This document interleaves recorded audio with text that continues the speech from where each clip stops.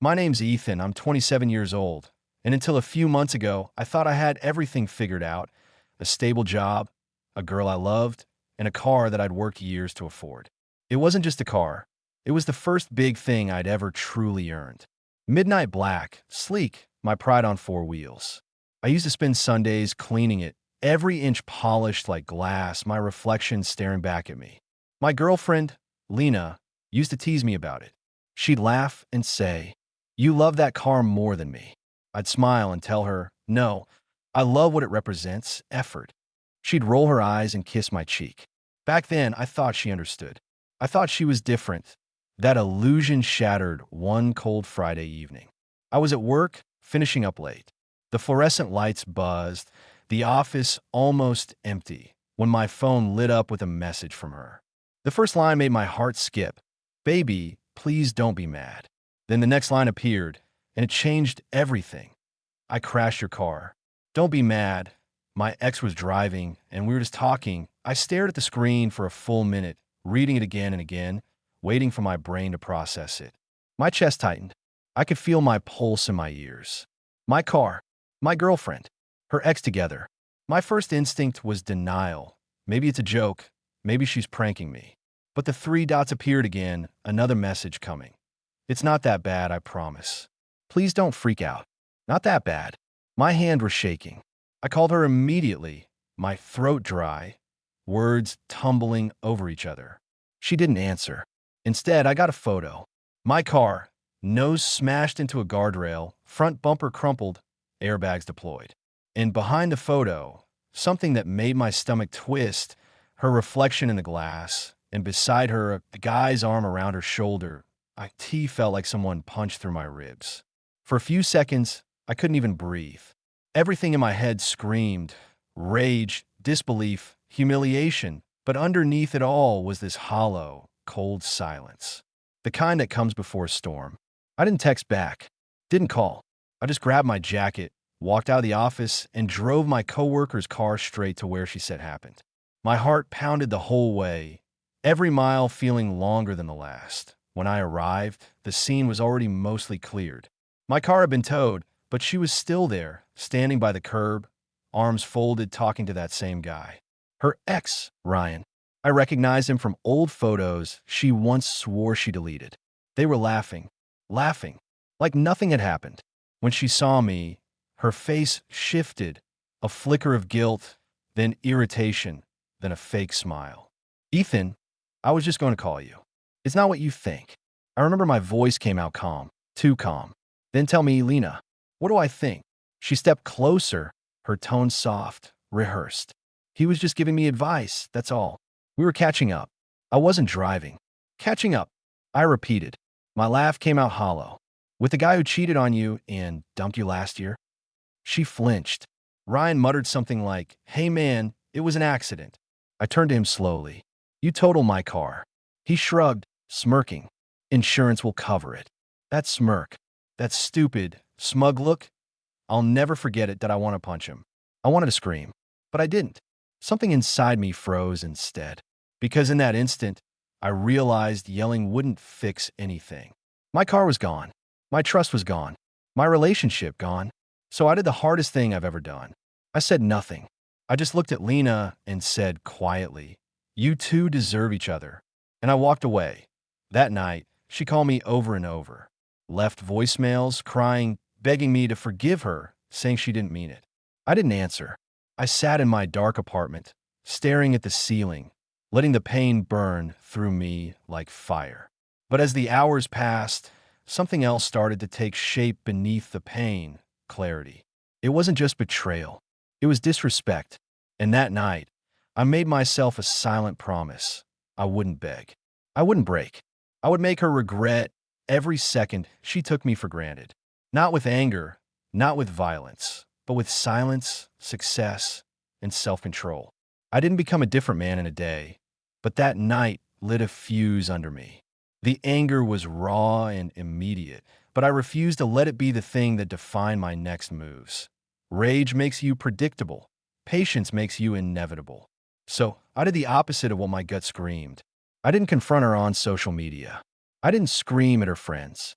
I didn't show up at Ryan's house like a movie cliche. I went quiet, and in that silence, I built a plan that was painfully boring at first and devastatingly effective later. First, I cut the easy ties that kept me looking back. I blocked them everywhere. No stalking, no late night checks, no replaying old conversations until the grief became a narcotic I could not quit. That was step one, reclaiming my attention. Step two was businesslike. I threw myself into work not as a distraction, but as an investment in myself. I stayed late at the office when it mattered, finished projects I'd been half dreaming about, picked up certifications I'd been putting off, and started saving with a ruthless focus I'd never had before. I signed up for boxing class and learned to let the gloves take the tightness out of my chest. I ran until my legs shook. I ate better and slept harder. I didn't do it to get her back. I did it to become someone who would never feel small again because of another person's choices.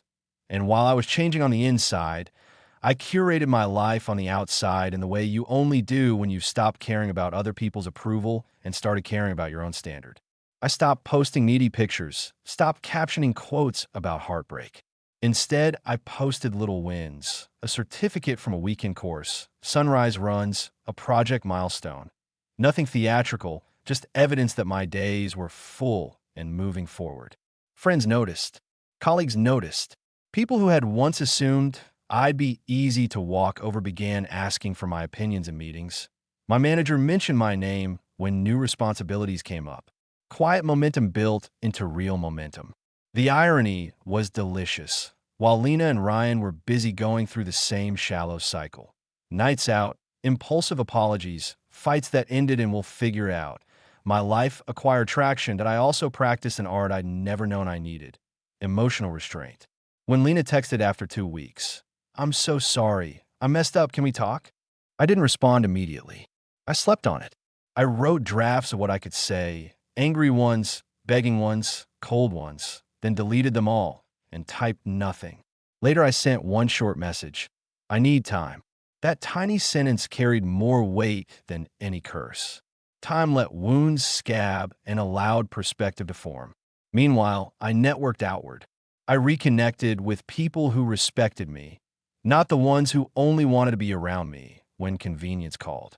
I started a side hustle I joked about for years and realized I actually loved it. Small consulting gigs at first, then a steady client that turned into 2, then 3. Money followed respect. Respect followed competence. I stopped caring whether she saw the climb. I wanted the climb for myself. But the plan wasn't only to rise. It was to become unbothered. Real revenge, I decided, would look nothing like spectacle. It would be the slow erosion of the leverage she thought she had over me. When a friend messaged that Lena had been asking about me, "Where's Ethan? Is he okay?" I was polite, neutral. I didn't offer myself as a topic of conversation. When Ryan's arrogance leaked into the office grapevine, I let others deal with it professionally and kept my comments to the facts. That restraint confused them and alienated their allies. Power, after all, depends on narrative. Take the narrative away, and it withers. Months passed. Little victories stacked into a life that, to anyone watching from the outside, looked like steady upward motion. I went on 2 dates, not to prove anything, but because I was ready. I smiled more genuinely. I slept without waking to recheck my phone. I learned the intoxicating, underrated feeling of being someone who kept his dignity. Still, I was human. There were nights the old hurts returned. A song, a scent, a place where we'd once been silly together. But instead of spiraling, I let the memory pass like weather. My friends called it revenge. I called it self-respect in motion. And because I wasn't an idiot, I let the world document the change only in moments I was proud of. A promotion email forwarded to HR, a photo at a conference with a new client, a short interview for a small industry blog. I never bragged. I simply lived. That slow-building proof of my new reality was more lethal than any confrontation would have been. You see, the most effective revenge doesn't yell. It just changes the terms of the game so utterly that the person who valued you as convenient realizes they mispriced you all along. When I reached that place, when life began reflecting the man I'd chosen to become, I finally felt ready for the next step. Not the step of humiliating her. I'm not proud of that hunger, but the step of showing up in a way so complete and calm that she'd understand what she'd thrown away. I didn't sleep that night. I sat on the edge of my bed, staring at my phone screen, scrolling up and down that single message as if some hidden meaning would suddenly appear between the words. Every second that passed made me feel like I was being burned alive from the inside. I replayed every moment of our relationship, the late-night talks, the times she'd tell me I was different, the way she used to look at me when she thought I wasn't watching. All of it a performance, a beautifully staged lie. I could still hear her laugh echoing in my head, the same laugh she must have used with him, the same tone, the same warmth, the same fake sincerity. My friends told me to let it go, to block her, to move on. But something inside me refused. It wasn't about love anymore. It was about respect, about revenge. I had lost more than a car that day. I had lost my dignity. And I was going to get it back, no matter what it took. I began to dig. Not through her social media, not through her texts, but through her world. She was a nurse working under a surgeon at St. Michael's Hospital. The same surgeon she used to mention casually. He's so talented. He's like a mentor. I started wondering if that was just another name in her long list of secrets. I found him easily, Dr. Bennett. Charming, married, respected. And from what I could see, a man who liked playing dangerous games. Rumors were floating around the hospital about his mentorship sessions going late into the night. I didn't even need proof. I knew her patterns too well. I wasn't going to confront her. Not yet. That would give her power. No, I was going to let her feel exactly what she made me feel. Powerless, betrayed, and small. That I made a new account, a fake identity, a new persona. Someone she wouldn't recognize. I entered her digital life again, slowly, through the cracks. I followed her on a new social platform under a name she wouldn't suspect. Someone with the same interests, the same humor, the same tone she always fell for. Within a few days, she started replying to the comments. Within a week, she was DMing me. It was almost laughable. The same words she used with me, the same playful tone. You seem different. This time, I let her believe it. I made her trust me all over again while collecting every bit of her life. Screenshots, messages, voice notes. I built a case so detailed it could destroy her. But it wasn't enough. She needed to feel it. She needed to lose something precious, something that couldn't be repaired like a car. Revenge is an art, not a moment of rage. It's patience, precision, and perfect timing. I waited for weeks, learning her schedule, her weaknesses, her moments of vulnerability. She had an important hospital presentation coming up, one that could get her promoted to a new department. I used the information she had shared with the guy she thought she liked, my fake identity, to make her stumble. I sent her the wrong data, files the night before, data she trusted.